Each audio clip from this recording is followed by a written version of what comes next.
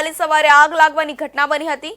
Construction site પર ભીષણ આગ લાગતા મજૂરોમાં દોડધામ મચી ગઈ હતી।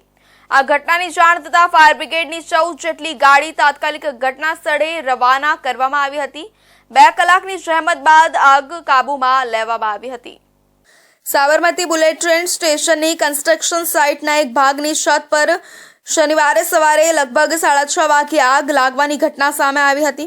કોઈ જાનહાનિ કે ઈજાના સમાચાર નથી, પરંતુ પ્રાથમિક દ્રષ્ટિએ એવું લાગે છે કે કામચલાઉ શટરિંગના કામને કારણે વેલ્ડિંગમાંથી નીકળેલા તણખલાને કારણે આગ લાગી હશે। ફાયર વિભાગે સક્રિયપણે આગને કાબૂમાં લીધી હતી અને પરિસ્થિતિ હવે કાબૂમાં છે। NHSRCLના અધિકારીઓ સ્થળ પર હાજર હતા અને પરિસ્થિતિ પર નજર રાખી રહ્યા હતા।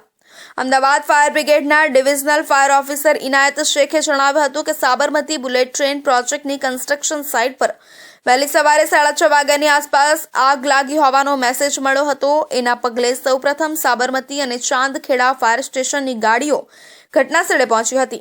ત્યારબાદ શાહપુર, નવરંગપુરા, મણિનગર, જમાલપુર સહિતની ગાડીઓ મળી કુલ 14 ફાયર બ્રિગેડની ગાડીઓ અને અધિકારીઓ ઘટનાસ્થળે પહોંચ્યા હતા। કન્સ્ટ્રક્શન સાઇટ પર ધાબાનું સેન્ટિંગ ભરવાનું કામ ચાલતું હતું। લાકડાની સીટ ટેકા રૂપે મૂકીને બાંધકામ ચાલી રહ્યું હતું। એ દરમિયાનમાં વેલ્ડિંગના તણખા ઉડતા આગ લાગી હતી। પાણીનો મારો ચલાવીને 2 કલાકમાં આગને કાબૂમાં લીધી હતી। ખુલ્લો ભાગ અને લાકડું હોવાને કારણે આગ ઝડપથી ફેલાઈ ગઈ હતી। ફાયર બ્રિગેડના જવાનો દ્વારા પાણીનો મારો ચલાવી 2 કલાકમાં આગને કાબૂમાં લેવાઈ હતી। આમ આ ઘટનામાં કોઈ પણ પ્રકારની જાનહાનિ થઈ નથી અને આગ સંપૂર્ણપણે કાબૂમાં આવી ગઈ હતી। સાવચેતીના ભાગરૂપે 2 ગાડી ઘટનાસ્થળે રાખવામાં આવી હતી અને બુલેટ ટ્રેન પ્રોજેક્ટના અધિકારીઓ પણ ઘટનાસ્થળે પહોંચી ગયા હતા।